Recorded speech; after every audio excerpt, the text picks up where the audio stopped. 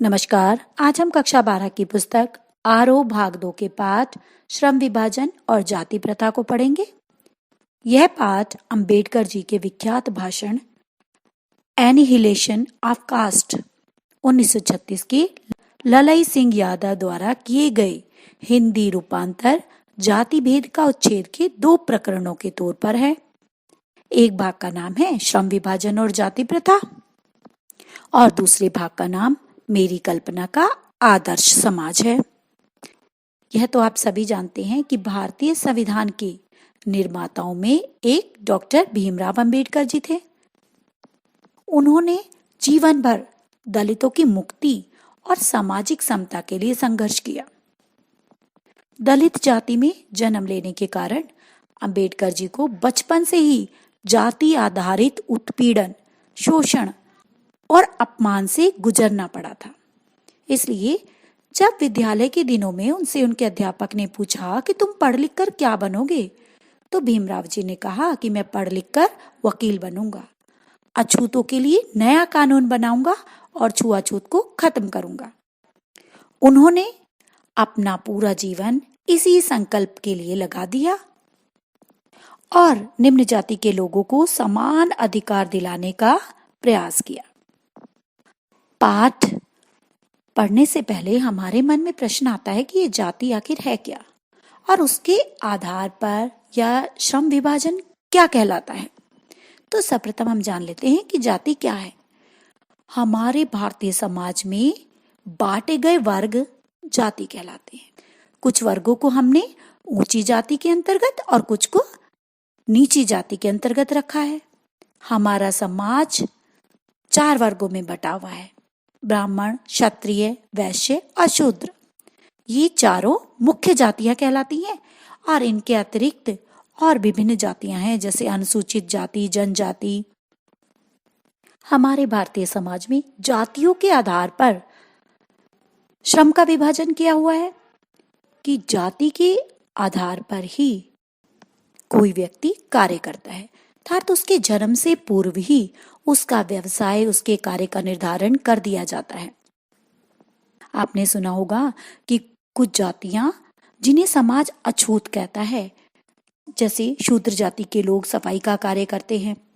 और आज की परिस्थिति में तो काफी परिवर्तन आ गया है। पहले समय में लोग उनके हाथ का पानी भी नहीं पीते थे और इसी कारण संविधान में उन लोगों के लिए आरक्षण रखा गया ताकि सबको समाज में समान अधिकार प्राप्त हो सके। अंबेडकर जी इस पाठ के पहले हिस्से में जाति के आधार पर जो श्रम का विभाजन है उसका विरोध करते हैं। वे कहते हैं कि जाति के आधार पर किसी व्यक्ति को मजबूर नहीं किया जाना चाहिए कि वह वही कार्य करे जो हमारे समाज में जाति के आधार पर तय कर दिए गए हैं। आज तो परिस्थिति में बहुत अंतर आ गया है। पहले जिस समय अंबेडकर जी ने यह पाठ लिखा उस समय तो प्रत्येक जाति के लिए जो कार्य निर्धारित होते थे उस जाति के लोग सिर्फ उन्हीं कार्यों को कर सकते थे। ऊंची जाति के लोगों और निम्न जाति के लोगों के लिए अलग अलग कार्य निर्धारित थे।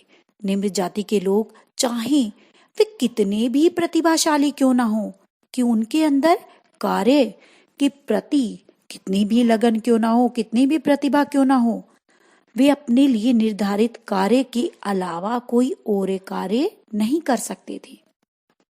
उनके लिए निर्धारित कार्य जैसे कूड़ा उठाना आदि कार्य जो मतलब उस जाति के लिए निर्धारित था उसी कार्य को ही वो कर सकते थे। हमारे देश में जाति के आधार पर भेदभाव आज से नहीं कई हजार सालों से चला आ रहा है। अंबेडकर जी ने प्रयास किया कि दलितों को, जिन्हें गांधी जी ने हरिजन का नाम दिया था, उन्हें समाज में सम्मानजनक स्थान दिलाया जा सके और जाति प्रथा के आधार पर जो ये श्रम विभाजन हो रहा है वो श्रम विभाजन भी जाति के आधार पर नहीं होना चाहिए, क्योंकि जाति के आधार पर श्रम का विभाजन अंबेडकर जी को बिल्कुल पसंद नहीं था। वे चाहते थे कि श्रम का विभाजन अगर होना है तो वह व्यक्ति की योग्यता, कार्यकुशलता के आधार पर होना चाहिए। वे कहते हैं कि इस युग में भी कुछ लोग जातिवाद के समर्थक हैं और आधुनिक सभ्य समाज कार्य कुशलता के लिए श्रम का विभाजन को आवश्यक मानता है कि श्रम का विभाजन आज के सभ्य समाज के लिए आवश्यक है और जाति प्रथा भी श्रम का विभाजन ही है। लेकिन जाति प्रथा श्रम विभाजन का दूसरा रूप है। वे श्रम विभाजन को सभ्य समाज के लिए आवश्यक मानते थे, लेकिन वे कहते हैं कि किसी भी सभ्य समाज में श्रम विभाजन श्रमिकों का अस्वाभाविक विभाजन नहीं करता, लेकिन भारत की जाति प्रथा श्रमिकों का अस्वाभाविक विभाजन करती है, बल्कि उन्हें एक दूसरे की अपेक्षा ऊंच नीच में भी बांट देती है कि उनमें नीची और ऊंचे का भेद आ जाता है। वे कहते हैं कि जाति प्रथा कार्य का तथा पेशे का पूर्व निर्धारण कर देती है और जिसके साथ मनुष्य आजीवन उसमें बंधा रहता है। वे मानते थे कि श्रम का विभाजन अगर होना है तो वह व्यक्ति की योग्यता के आधार पर होना चाहिए। वे सबको समानता स्वतंत्रता दिलाने के पक्षधर थे। खासकर वे दलितों को, अछूतों को, जिन्हें की उच्च जाति के लोग अपमानित किया करते थे, उनके उत्थान के लिए चाहते थे कि उन्हें समानता के साथ इस समाज में सम्मान पूर्वक रहने का स्थान प्राप्त हो। वे अपने अधिकारों के प्रति सजग हों और जो भी कार्य वो करना चाहते हैं उसका चुनाव करने में भी वो स्वतंत्र हों। अगर उन्हें जाति के अनुसार जो रोजगार उनके लिए निश्चित किया गया है उस रोजगार में उनकी रुचि नहीं है तो वह उस कार्य को ना करें। उन पर उस कार्य को करने का कोई दबाव नहीं होना चाहिए। वे अपनी प्रतिभा के अनुसार कार्य करें। ऐसा समाज बना पाना उस समय के लिए बड़ा मुश्किल कार्य था, क्योंकि जाति प्रथा किसी को भी उसके पैतृक पेशे के अलावा अन्य कोई पेशा, कोई व्यवसाय चुनने की अनुमति नहीं देती थी, चाहे मनुष्य किसी कार्य में कितना भी दक्ष, कितना भी निपुण क्यों ना हो। और इसका सबसे बड़ा परिणाम यह है कि भारत में निरंतर बेरोजगारी बढ़ रही है, गरीबी बढ़ रही है। आगे वो बताते हैं कि जाति प्रथा आज भुखमरी, बेरोजगारी का कारण बनती जा रही है, क्योंकि एक तो वह रुचि के अनुसार नहीं है और अगर उसमें कुशलता नहीं है तो व्यक्ति अपना कार्य विवशता के साथ अरुचिपूर्ण ढंग से करते हैं और ऐसे लोग टालू मानसिकता का शिकार हो जाते हैं कि वो जो कार्य करते हैं वो टालू कार्य करते हैं, कि उस कार्य में निपुणता नहीं होती, क्योंकि उनका काम में मन नहीं लगता, उनकी क्योंकि रुचि नहीं होती और इस कारण कार्य भी अच्छा नहीं होता, जिसके कारण समाज को आर्थिक नुकसान भी पहुंचता है। इस आधार पर जाति प्रथा मनुष्य की प्रेरणा को, उसकी रुचि को दबाने के लिए भी दोषी हो जाती है। और क्योंकि जाति प्रथा मनुष्य को जीवन भर एक ही पेशे, एक ही व्यवसाय के साथ बांध देती है और जिसके कारण अगर कभी उस उद्योग धंधे में या तकनीक में कोई परिवर्तन आ जाए तो लोग, क्योंकि उनके अंदर उस कार्य को करने की कुशलता तो होती नहीं, वो तो मजबूरी में उस कार्य को करते हैं, तो वो भूखे मरने लगते हैं, अर्थात उस कार्य में वो सफल नहीं हो पाते। और हिंदू समाज उस व्यवसाय को, उस पेशे को बदलने की उन्हें अनुमति नहीं देता, जिसके कारण बेरोजगारी की समस्या आ जाती है। कहते हैं कि सभी को समान अवसर प्राप्त होने चाहिए, जाति के आधार पर श्रम का विभाजन नहीं होना चाहिए। जाति के आधार पर श्रम का विभाजन समाज के विकास के लिए सही नहीं है। आगे लेखक अपनी कल्पना के आदर्श समाज के विषय में बताते हैं। वो कहते हैं कि मेरा आदर्श समाज स्वतंत्रता, समता और भाईचारे पर आधारित है।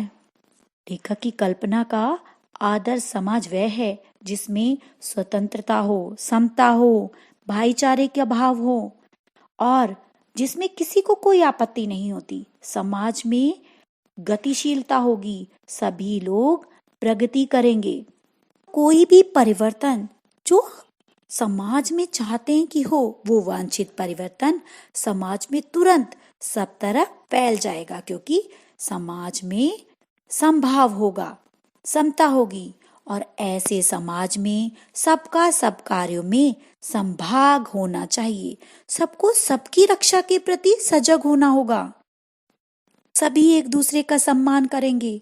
सबको सामाजिक संपर्क के साधन और अवसर एक समान उपलब्ध होंगे और यह भाईचारा दूध और पानी के मिश्रण की तरह होगा कि जैसे दूध पानी में मिलकर एक रूप हो जाता है, वैसे ही भेदभाव से रहित समाज ही सच्चे अर्थ में लोकतंत्र है। और ऐसे समाज में सबको अपनी रुचि के अनुसार व्यवसाय करने की आजादी होती है। समाज में कोई भी परिवर्तन तभी आसानी से लाया जा सकता है कि जब समाज में समभाव हो, ऊंच नीच ना हो, तो ऐसा समाज सबके हितों का ध्यान रखेगा।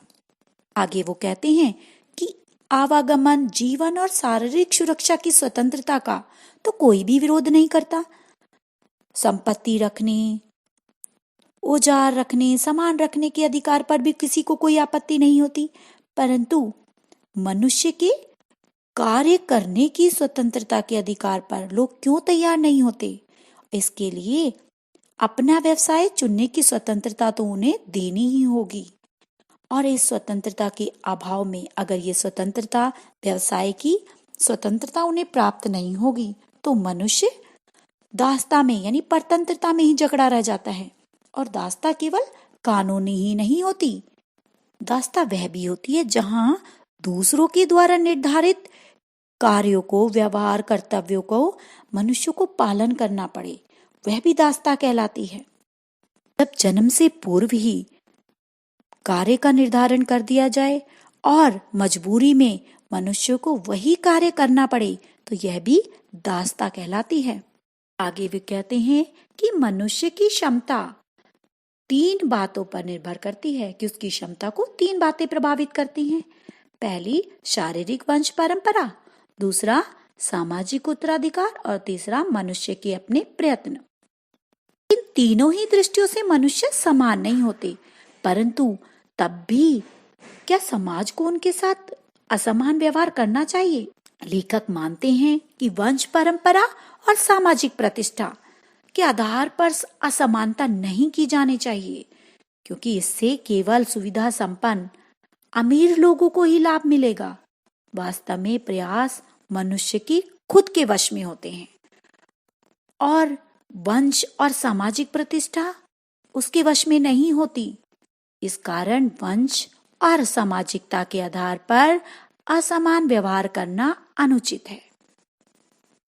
समाज की उन्नति के लिए सभी सदस्यों को अधिकतम उपयोगिता प्राप्त करने के लिए उन्हें समान अवसर और समान व्यवहार दिया जाना आवश्यक है। वे एक ऐसे आदर्श समाज की कल्पना करते हैं जहां की व्यवस्था स्वतंत्रता, समता और भाईचारे पर आधारित होगी। उस समाज में इतनी गतिशीलता होगी कि जिससे कोई भी वांछित परिवर्तन समाज के एक छोर से दूसरे छोर तक आसानी से संचारित हो पाएगा। समाज के सभी हितों में सबका हिस्सा होगा और सभी अपने हितों के प्रति सजग रहेंगे। समाज में समता पर बल देता है। वे कहते हैं कि समता यद्यपि काल्पनिक जगत की वस्तु है, फिर भी ये मानवता के लिए आवश्यक है। एक राजनेता के माध्यम से इसे बताते हुए कहते हैं कि एक राजनेता का बहुत बड़ी जनसंख्या से पाला पड़ता है, अर्थात उसको एक बड़ी जनसंख्या को देखना पड़ता है और उसके पास सबके बारे में जानने की, उनकी अलग अलग आवश्यकताओं की, क्षमताओं के बारे में जानने का अवसर नहीं होता। तो वह उसके लिए व्यवहारिक सिद्धांत अपनाता है। मानवता को ध्यान में रखते हुए सबको 2 वर्गों और श्रेणियों में विभाजित नहीं करता, सबके साथ एक समान व्यवहार करता है। राजनीतिज्ञ सबके साथ समान व्यवहार इसलिए करता है क्योंकि वर्गीकरण और क्षेत्रीकरण उसके लिए संभव नहीं होता। यह मानवता की कसौटी है कि मानव मात्र को एक समान माना जाए, उन्हें किसी प्रकार के वर्ग या भेद में ना बांटा जाए। लेखक ऐसे लोकतांत्रिक समाज की स्थापना करना चाहता है जहां सभी को अपनी इच्छानुसार व्यवसाय चुनने की स्वतंत्रता हो, सभी के साथ एक समान व्यवहार किया जाए, सभी को एक समान अवसर और एक समान व्यवहार उपलब्ध कराया जाए। आशा है आपको यह पाठ स्पष्ट हो गया होगा। धन्यवाद।